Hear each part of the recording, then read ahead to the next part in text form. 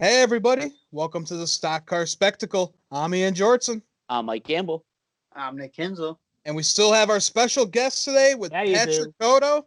Thanks for joining us, Patrick. Hey, no problem, Ian. Thank you very much for having me. Yeah, of course. So we're gonna dig into the Kinzel's classroom. Professor, take it away. All right, boys, settle up. Class is back in session here. We got a new student, Patrick Codo, joining us this week in the Kinzel's classroom. So we're going to kind of switch it up here. We introduced a new format of doing this last week, and I've added a little bit more to it. So for those who haven't watched the show, I give 5 drivers who stood out to me, either good or bad, from the Homestead race. And instead of me going first, giving my grades, I'm going to let my students go first. And then I'm gonna see if I agree or disagree with them.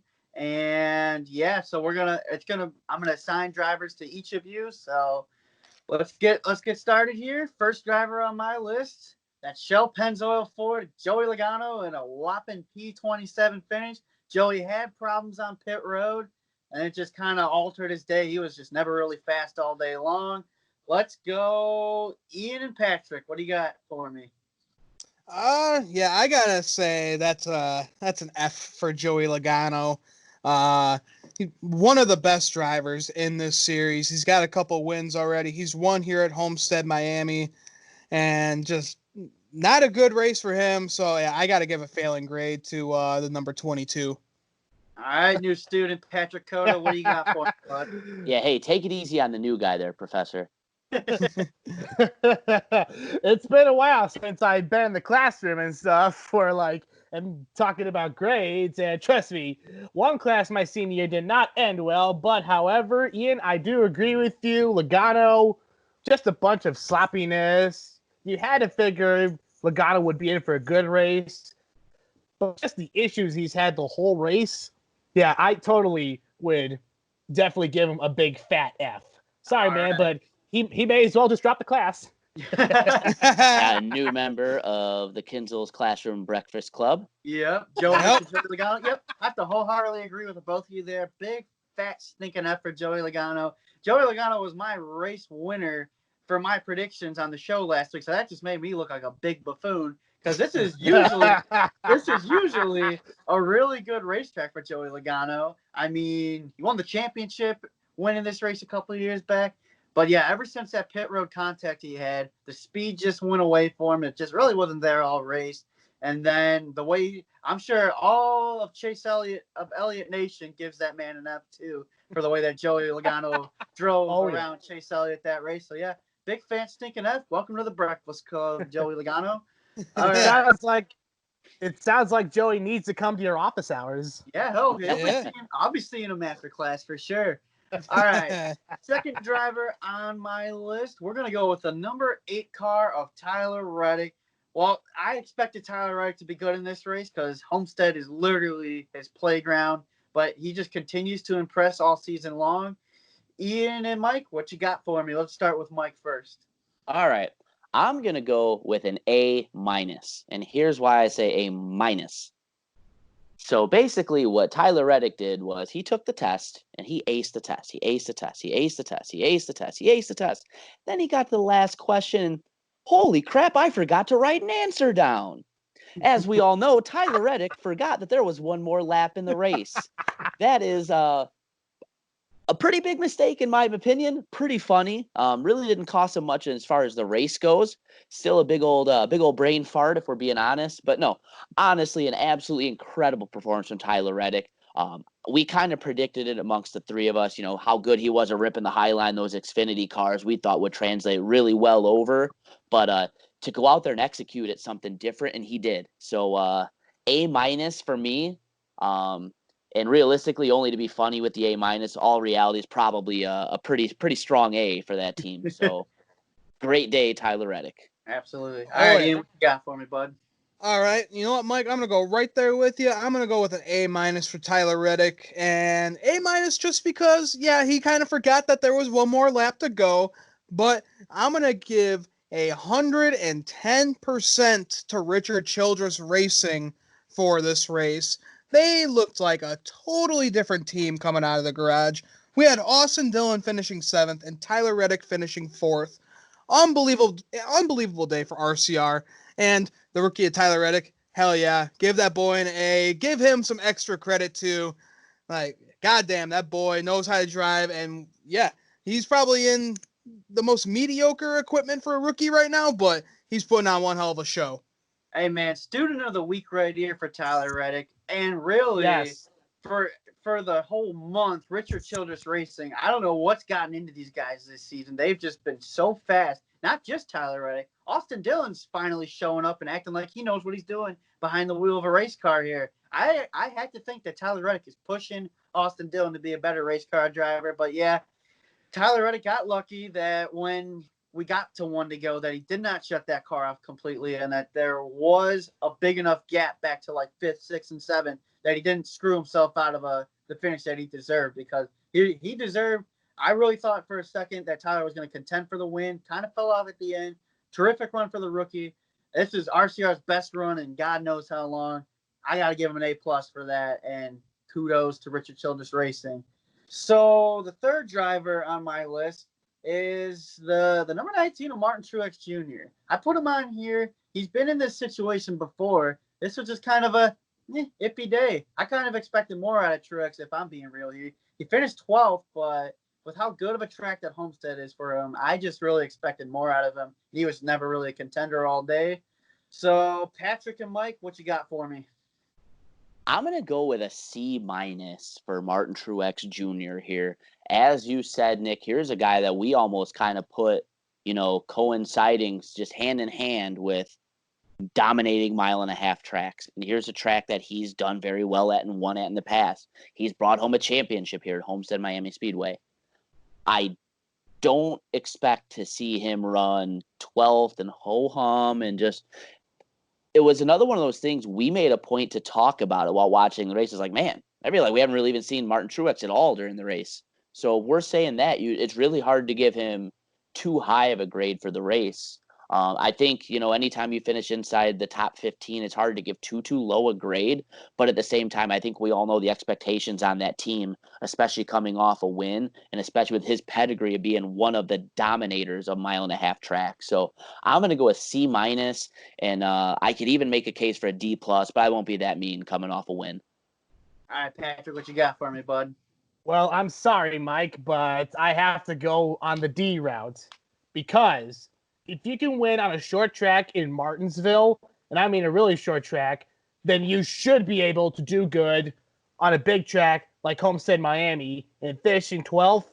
Especially a track that he does really good at, too. Yeah. Exactly. Like, there's no way in hell that you can all of a sudden kick ass on a small track and then not show up on a big track in Homestead. That's just Patrick, not right. you know what? Short tracks really wasn't Truex's bread and butter to begin with. These kind of tracks, 1.5 miles, were his best. He would always dominate on these. So just seems like the roles have reversed now. It seems like Martin Truex has been so dominant on the short tracks, and now he's kind of fading away a little bit on the 1.5 miles.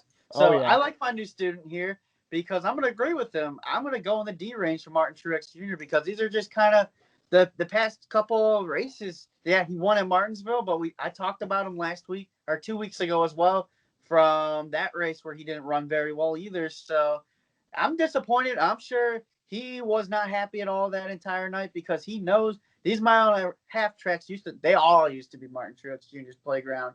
And now it's just kind of gone away for him a little bit. So P12, he was just never a factor all night. I got to go D+ for my man's Martin Truex Jr. because I know he's pissed off after that one. I'm sure he'll rebound just fine, though. Professor Kinzel, I want to add in something very quickly. And as a joke, he basically was probably still hungover from his win at Martinsville coming into Miami. Yeah, I'd say so. He could have been. All right. Fourth driver on my list is that 34 car of Michael McDowell. Michael started this race 30th. He finished 15th. I know our other analyst, Connor Bunn, is not on the show tonight because I probably already know where he'd be going with this. But this is Michael McDowell. This is his third top 15 of the season, given the circumstances with John Hunter. Interested to see what you guys have to say with that. So we're gonna go. who hasn't had a turn? We'll go Ian and Patrick. All right. Michael McDowell, yeah, he finished 15th. His teammate John Hunter finished 19th. Yeah, I gotta give McDowell that's a B minus effort for that. And you know what? I'll give him a B plus effort for that team. 34, they've been kind of overshadowed by the rookie of John Hunter Nemechek all season. So it was good to see McDowell, get a good top 15 for that team. He's, like I said, he's been struggling. So yeah, I give him a B plus. All right. Even if I went the B plus routes, I would honestly want to see him in the top 10, to be honest. But I'm going to keep it at the C plus route because the way it happened, it's basically like you started off the semester with an F and then rose up to a passing grade. Because I've been there, done that before. He's been talking to Connor. Yeah. No. I don't even know the guy. Well, I don't know him in person, but I've seen him on your shows, but I never met the guy. He did this little famous bit one time where basically Michael McDowell had a good run and he made a comment along the lines of, well, when you're failing the class and you get 1A, you're still failing the class. That's your comment kind of was like right in line with what he said. I one time started off a class with an F and ended with an A.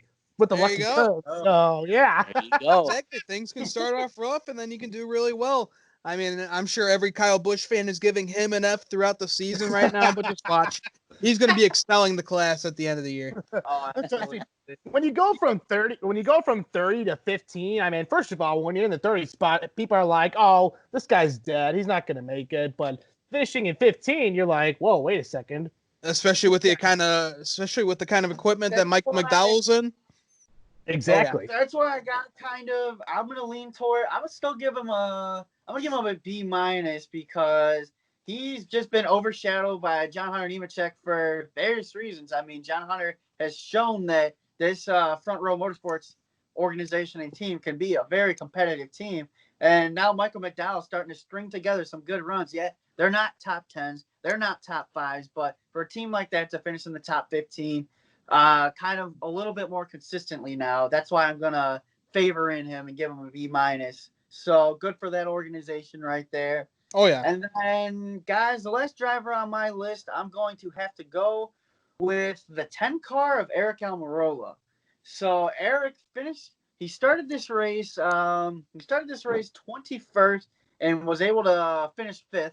So really, besides Kevin Harvick this year, Stewart-Haas Racing has just kind of been. The rest of those cars have just been iffy. But as of late, it seems like Eric's starting to kind of put together some good runs here. So we're going to go Ian and Mike on here. What do you guys got for me on Eric Almirola, the driver of the number 10? Yeah, I'm going to go with a B plus day for him, maybe even on the A minus range, actually. He's a guy who's kind of struggled so far this year and at points last year as well, which we've all speculated as to what his future with SHR is going to be. He's at a high-powered team, and we're not talking about him in positive light week in and week out like we probably should be. I thought this effort, coming from where he was, and there were times where he was a factor in the race. Got a lot of stage points, had a great finish. It's one of those things where it's like, well, maybe things are starting to turn around for the 10. Maybe just the wacky season got him off to a weird start, and he's finally starting to find his stride. Who knows? We're just gonna have to wait and see. Like you guys have said, though, he's put together a couple decent races in a row here now, so we'll have to wait and see with Michael McDowell. But I'm going to go with a B plus for this effort today, or yesterday, I should say. All right. Yeah. I'll go with you in the B range there for Double A, Mr. Eric Almirola. 5th place effort for him in that team. Stewart-Haas Racing. I feel like the only driver we've talked about this year is Kevin Harvick, and he did the worst out of the Stewart-Haas Racing camp in this race. So yeah, 5th place for Eric Almirola. He's been struggling all season trying to find his stride. Maybe he finally has. Maybe he'll continue to keep getting top 5s, top 10s. Man, Ian, your driver finished out of the top 20 in 2 consecutive races. I thought you'd be going crazy right now, like some of our other group chat members have been when their driver doesn't finish so hot. Shots fired. Yeah, you know what? We got 2 wins this year. I'm gonna be more mature about these kind of finishes. Oh, because you know what? That it happens. Hey, watch your language, man. You That's can right. fire as Dega many Institute shots as Trailer you want Park on boys. Kodo's Mojo. That's racing, baby. Shout out to the Dega Trailer Park boys right there. But yeah, for Eric Almirola, I give him a B because that's where I expect a Stewart Haas racing car to be running. And for Eric, this is a very good step in the right direction these past couple of weeks, putting together some good finishes. And maybe he can be the one that go up there and contend with Kevin Harvick because, like we said, Kevin's the only one who's been able to get it done so far. So, yeah, I got to give him a solid B on that one. A couple of honorable mentions who did not make my list this week. Bubba Wallace, another phenomenal run, P13. That team is really starting to put together a lot of terrific runs. Got to give a shout out to my boy, Matt DiBenedetto. The man was 28 seconds behind when we went green for stage 2 because of that pit stop incident, thanks to Joey Logano. And he was able to stay on the lead lap being 28 seconds behind. Good runs for him. And, yeah, so, boys, all I got to do is see Mr. Joey Logano and Mr. Martin Truex after class. But other than that, missed. All right, guys. So that'll do it for Kinzel's Classroom in the Stock Car Spectacle. I'm Ian Jortson. I'm Mike Gamble. I'm Nick Kinzel. And I'm Patrick Codo. And guys, make sure to follow our good buddy Patrick Codo on Instagram and Twitter. You can listen to him on all podcast platforms. Yeah, make sure to follow the Stock Car Spectacle, me, Nick, and Mike on Twitter and Instagram as well. And make sure to follow our friends Ashland Heddens Racing. So guys, that'll do it for the Stock Car Spectacle.